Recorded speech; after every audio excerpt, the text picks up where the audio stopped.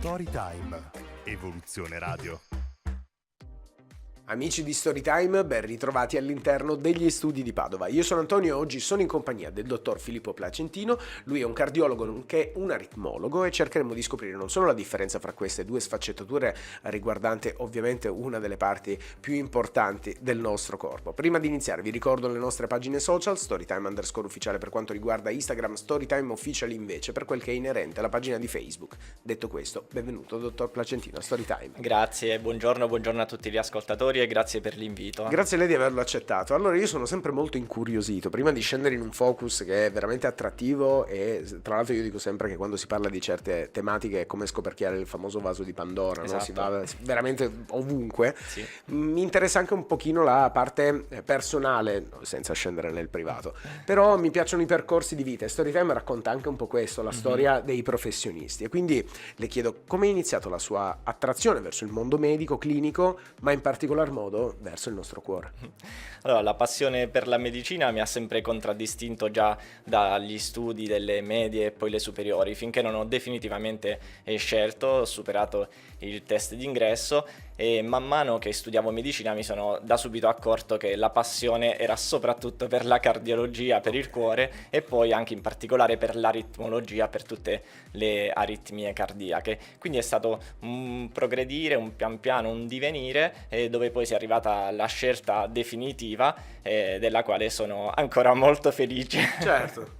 Immagino sia poi tra l'altro il campo medico in particolar modo, ma nella parte legata appunto alla cardiologia e l'aritmologia è sempre in continua evoluzione dal punto di vista delle scoperte. Assolutamente. Forse anche, ma le dico la percezione dell'uomo della strada, come si diceva un po' di tempo fa, anche perché sono cambiate, sono anche evolute, no? Le modalità in cui il nostro cuore, diciamo, può avere un ritmo può rispondere, esatto. Assolutamente, sono d'accordissimo e la parte più bella è il continuo aggiornamento e l'innovazione che avviene giorno per giorno, infatti non bisogna mai smettere di studiare, certo. E questa è una parte che è molto affascinante. Certo. Allora, iniziamo a scendere un po' ovviamente nello specifico, andiamo più a fare un nostro focus e per quanto la domanda possa sembrare semplice, in realtà è una di quelle domande più aperte che si possono fare. Cosa possiamo fare realmente in maniera concreta per cercare di proteggere il più possibile il nostro cuore, il nostro motore? Ok, allora quando parliamo di protezione del nostro cuore parliamo della prevenzione cardiovascolare. La prevenzione vuol dire il controllo di tutti quei fattori di rischio, cioè tutte quelle condizioni che se sono presenti purtroppo aumentano il rischio di avere eventi spiacevoli come possono essere un infarto del cuore, un ictus cerebrale, chiaro, o ancora l'insufficienza cardiaca, le aritmie. Controllare i fattori di rischio è molto importante. Ora possiamo citare i principali fattori di rischio in modo da sapere quali sono. Il primo che vorrei citare è l'ipertensione arteriosa. Infatti i valori elevati di pressione arteriosa aumentano il rischio cardiovascolare ed è importante tenerli sotto controllo. Dove il medico lo ritiene necessario è importante fare la terapia ovviamente, ma è ancora molto importante anche l'attività fisica, una cosa sulla quale insisto sempre con i miei pazienti perché ha dimostrato dei risultati importantissimi non solo sulla pressione ma vedremo anche su tanti altri fattori, come anche la dieta sana, in particolare limitare il sale nei pasti, nonché anche il controllo del peso corporeo, perché se si è nella fascia di sovrappeso o obesità la riduzione è importante per ridurre il rischio cardiovascolare e anche il rischio di pressione alta. Altri fattori di rischio sono la dislipidemia. Quando parliamo di dislipidemia intendiamo i valori nel sangue elevati di colesterolo e o trigliceridi. Anche qui dove il medico lo ritiene necessario va fatta sicuramente una terapia, però l'attività fisica come la sana alimentazione, in questo caso soprattutto i cibi più grassi come i latticini, come ad esempio gli affettati, le cose fritte, andrebbero limitate per ridurre anche questo rischio. L'attività fisica anche qui è fondamentale, nonché il controllo del peso. Stessa cosa per il diabete mellito, che è un altro fattore di rischio importante, l'iperglicemia, i valori del glucosio nel sangue. Anche in questo caso stessa cosa, attività fisica, alimentazione, controllo del peso.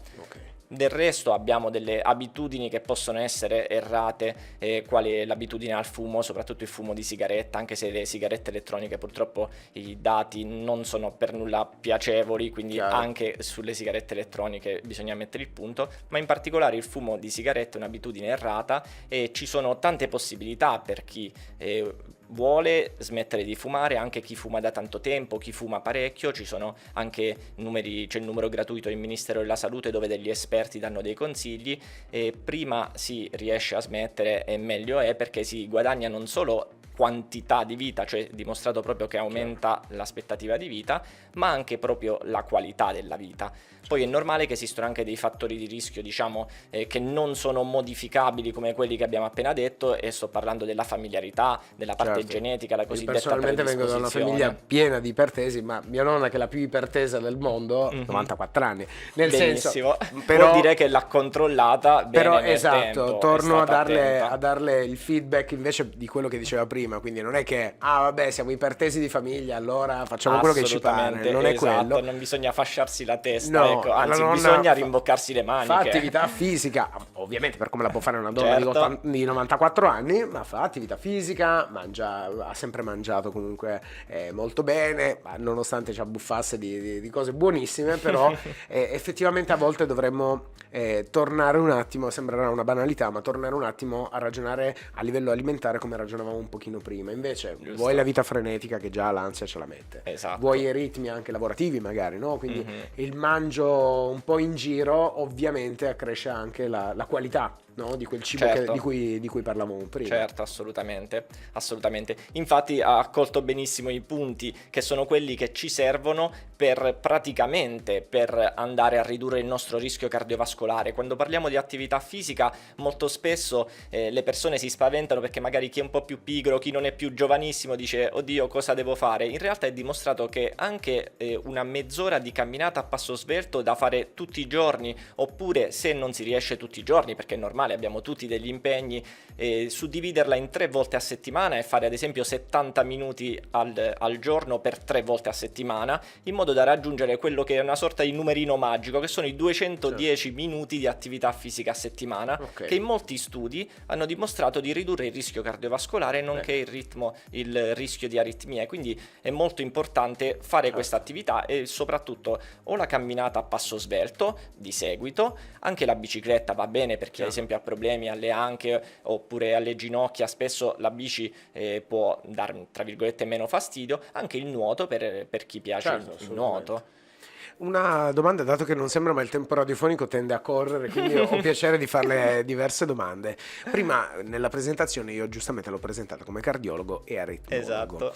E ovviamente la parte delle aritmie è direttamente correlata alla cardiologia, però non è detto che un cardiologo abbia anche la competenza nell'aritmia. Ci può aiutare a comprendere le sfaccettature, le differenze? Esatto, allora l'aritmologo è un medico, molto spesso un cardiologo, che si occupa in particolare dei disturbi del ritmo cardiaco. I disturbi del ritmo cardiaco sono ad esempio le tachicardie, dove il cuore va più veloce, o le bradicardie, dove il cuore va più lento. Esatto. In questi casi, ad esempio, tra le tachicardie la più famosa è la fibrillazione atriale, dove il cuore batte in maniera rapida, spesso irregolare. In tal caso ovviamente bisogna sottoporsi al controllo di un esperto, e anche le bradicardie invece, dove il cuore va molto piano. L'aritmologo è quello che si occupa in particolare di questi disturbi, e la maggior parte delle volte si riesce a sistemare magari delle abitudini sbagliate, e altre volte è necessaria una terapia, qualche altra volta anche degli interventi come l'ablazione o l'impianto di pacemaker o defibrillatori.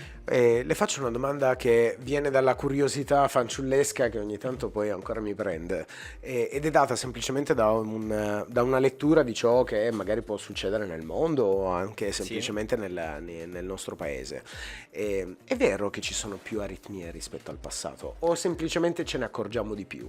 Allora, sicuramente si fa più attenzione, Ok. si fa più attenzione, dopodiché quello che aveva detto prima è verissimo, la vita più frenetica ci ha portato sia a mangiare un po' peggio, perché preferiamo magari cose che sono già pronte fondamentalmente. Ha ridotto anche l'attività fisica, perché prima magari se ne faceva di più, e questo ha portato, questi sono fattori di rischio per le aritmie, quindi hanno portato anche a un aumento sia della percezione, perché ovviamente ci si fa più attenzione, ma anche del rischio proprio di poter avere aritmie, quindi è corretto. Quanto conta anche il famoso diciamo il distress, che poi è la parte negativa dello stress, perché noi generalizziamo, diciamo, stress per qualunque cosa. Esatto. In realtà c'è anche una parte di stress che è anche positivo, no? Sì. Però la parte di stress è quello più comunemente utilizzato, no? Quindi quell'ansia costante. Quanto Esatto. può incidere sul nostro cuore e sull'aritmia? Allora, sicuramente un fattore predisponente non solo per le aritmie, ma per tante altre condizioni. L'ansia di per sé è anche un elemento, tra virgolette, positivo, perché ci tiene in allerta. Chiaro. Però quando questa è esagerata, ovviamente può dare dei sintomi che dobbiamo andare a controllare, quindi cose che risolvibili in ogni caso. Bene, allora io intanto la volevo ringraziare per essere stato con noi e per Grazie essere a voi. stato così chiaro anche nelle risposte in contesti così complessi poi da andare a sviscerare, perché poi c'è sempre la soggettività, no? della casistica. La cosa che le volevo chiedere è se ha piacere di comunicare alle persone che ci stanno ascoltando e quindi non vedendoci in video intervista non possono vedere i riferimenti, dove la possono trovare, come la possono contattare per saperne di più e per trovare un interlocutore che non è solamente preparato ma anche molto disponibile, molto gentile. Grazie. Allora, io lavoro principalmente al Maria Cecilia Hospital, che è un ospedale di alta specialità a Cotignola, in provincia di Ravenna. Bene. E visito in diversi ambulatori in Emilia Romagna, Veneto e Marche. Fantastico. Se invece volete dare una sbirciata al suo sito web www.placentinofilippocardiologo.it, mi corregga se dovessi sbagliare, ma Placentino Filippo Cardiologo o Dottor Filippo Placentino lo trovate su Facebook, Instagram e YouTube. Quindi la salute non ha limiti anche di comunicazione e di canali social per poterne fruire, per poter essere informati, anche semplicemente per togliersi un dubbio o una curiosità, come oggi ho avuto la fortuna di fare in compagnia del dottore. Assolutamente, grazie. Grazie mille a lei per essere stato con noi, ci torni a trovare quando vuole, non è un formalismo perché è stato veramente molto piacevole. Grazie davvero e buona giornata a tutti. Alla prossima. Grazie. Storytime, Evoluzione Radio.